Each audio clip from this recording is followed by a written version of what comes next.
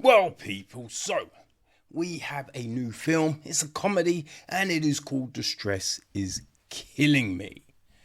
This is from Tom Carroll. He wrote and directed the joint.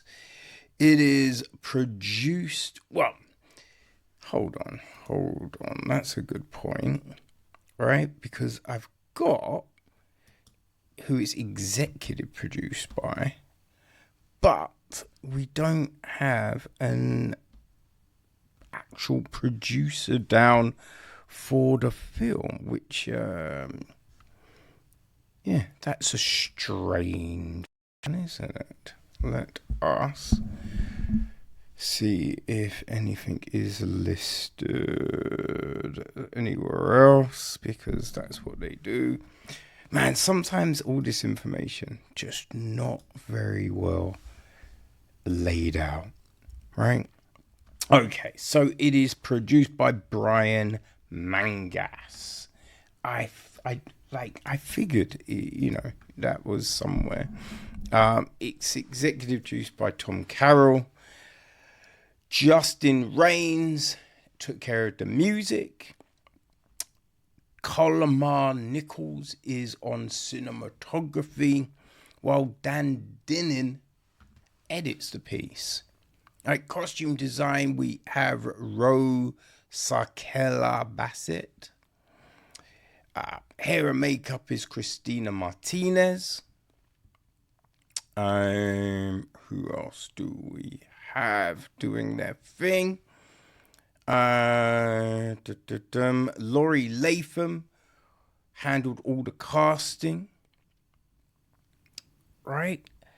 And our cast, right? Let's get to the cast, which was Jason Farr, is played by Grayson Berry. We have got Kiki Martin, played by Carly Christopher. Her good friend Marcy Wilson is played by Lisa Lucas. There is Sue Boyd, played by April Hartman. She's married to Todd Boyd, played by... Todd Boyd is... I was thinking, wait, did I get that wrong? No, Todd Boyd is played by Theron LaFountain. There is Will Franklin, played by Barry Landers. We've got Paul Tilden, right, played by Matthew Page. There is... We did Sue, Todd, Will, Marcy, Paul, and Dr. Donna Lenner, played by Crystal Thomas. So a small knit crew. There's some ancillary people. Like there was a DJ. She's not in the mix, but this was the core cast, as it were. Okay, so the gist of the film. Let's go with this one. Actually, we'll go with this one. Okay, at their 20th college reunion, 8 friends take a house for the week and decide to try doing their dream jobs: teacher, detective, sex therapist, instead of their boring jobs, and their dream jobs all go hilariously wrong. So that essentially is the film, right? It's I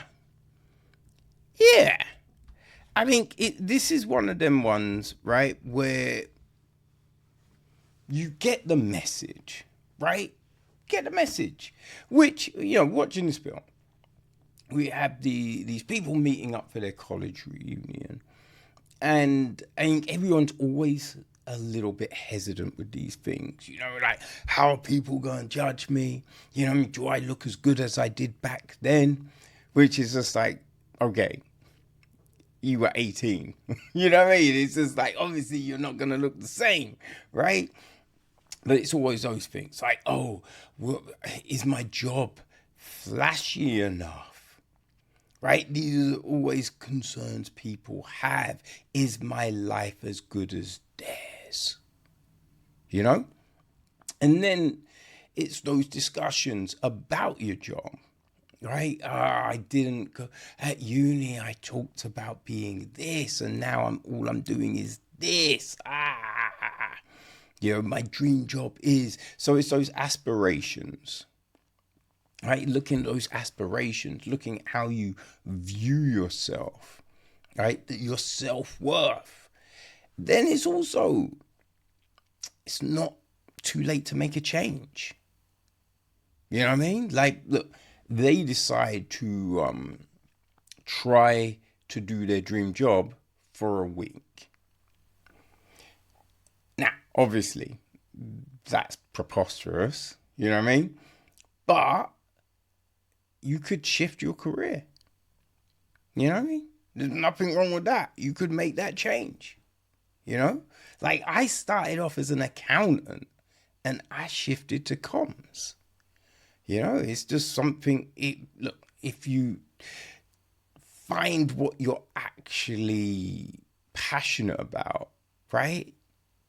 You can always do that if you feel like it, right? Sometimes you just be like, you know what?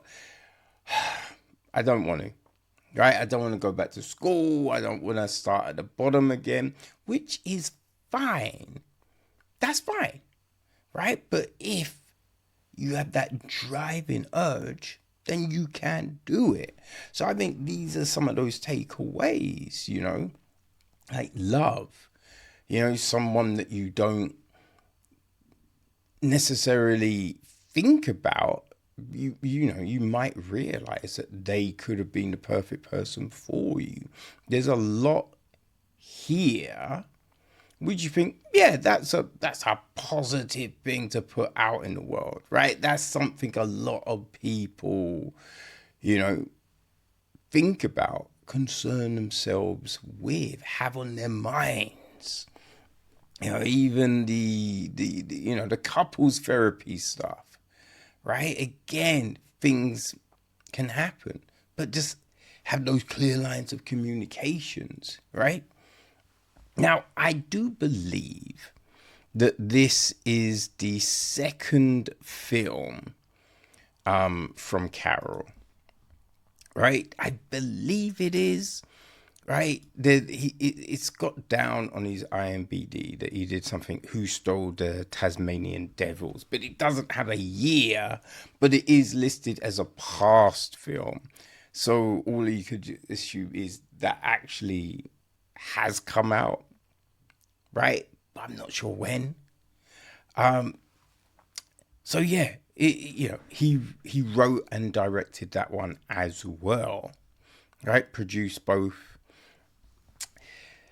and I think there's things that work, and there's things that don't necessarily work here. Like, I do think we could have delved more into the individuals, right? Because we only really know what Kiki does in any sort of depth, and that's not a lot, right? She's a defense lawyer. The other people, like Will, owns restaurants, but he never says what type of restaurants, right? He's never is, oh yes, I've got 5 Michelin star restaurants, or 5 restaurants, one's a Michelin star, right? Like, oh, we do French food, you know, Italian. Like, he doesn't state what he actually, you know, what they actually do. You know, which is just like, I kind of feel if you're talking about the restaurants you have, you would say that, right? Even if, oh man, I've got to say, I feel our restaurants have the best wine selection in the area, or, oh man, we've got a really good whiskey cellar. Right? There's those things that would like set you apart, hopefully, you know? But he doesn't mention any of those, which is a bit odd, right? Doesn't really make any sense. Todd's an accountant, you know? Sue's an office manager. Actually, I forget what Marcy and Paul do. Donna's a doctor. But it's just, they don't really get into, like Donna, she's a doctor and she says she wants to, I think she does say what she does, and I cannot remember. But she's kind of iffing and ahhing about it, right? But not why. You know, like if you're a trauma surgeon, maybe you're just like, I lose too many people on the table. I'm dealing with, gunshot wounds on the daily, and it is upsetting. Right? That would make sense, right? Or if you were NIPU and you just like, I can't deal with the babies that die. That just kills me, right? I think there's things people would state as the real reason why they don't really dig their jobs. Like, I didn't like accounts because it was just staring at a screen all day, crunching numbers. And if another department had input those numbers wrong, I'm trying to balance sheets that will never ever fucking balance. But there's no way I know they've inputted numbers wrong. You know what I mean? And that's the thing that frustrated me the most. And it's just not creative at all. But Paul's just like, oh, yeah, I help people launder money. Which, I mean, do you, or are you just being hyperbolic? Like, we don't know. Right? That's the thing. We don't know. It's not explored. So that, I feel that would have been good. That would have been good. I think also when they're trying their new jobs, it's just, well, I'm going to be sex therapist. But it's kind of like, okay, have you done any reading or study around the subject? Otherwise, how are you going to be that thing, right? Like I'm going to be a teacher. Oh, I'm drawing up a lesson plan. Do you know what a lesson plan is? Right? Have you talked to people to kind of go, how do you like to learn? Right? How do you like to digest information? Like, and I get it's a comedy, right? So, they want to be jokey about it, but I think we could have delved into that, right? Because also, we've got Donna, she wanted to be an artist, right? So she it's like, I'm gonna be an artist, right? But it's just like, well, what style of art, right? Do you like landscapes, right? Is it more architectural stuff you enjoy? Do you like,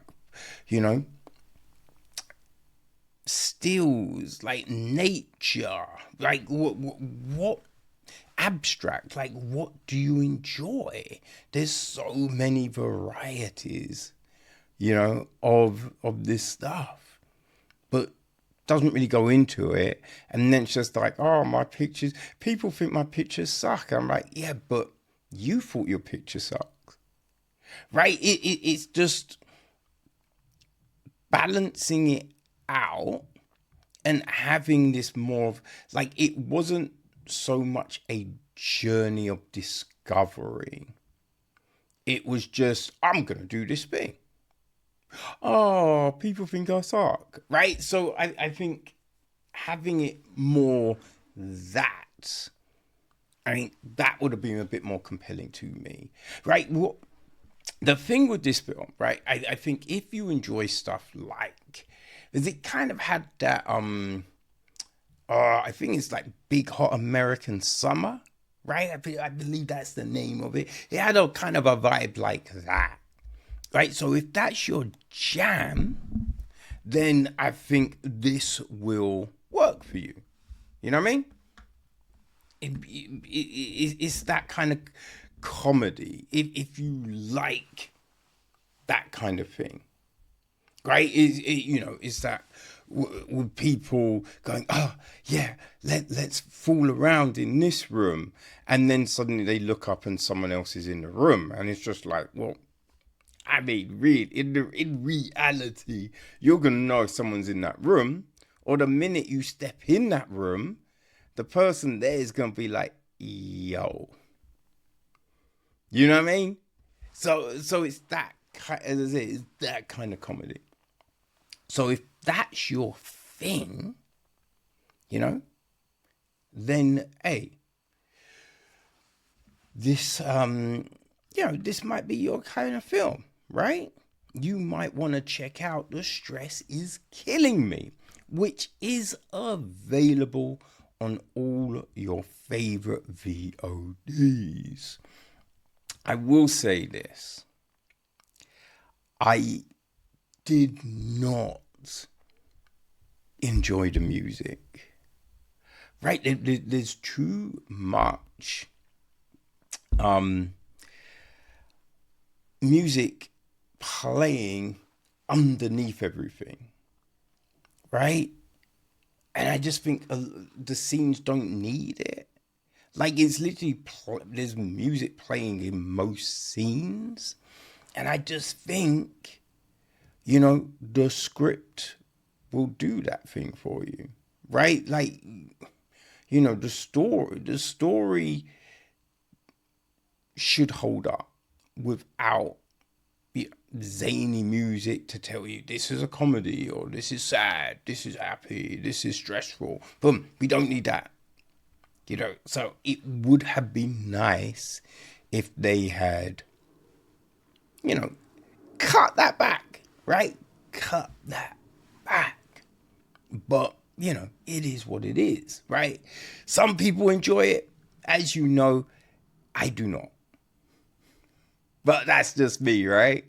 But as I say, The Stress Is Killing Me is available on all your favorite VODs. So if it sounds like it's your kind of film, people, go have some chuckles.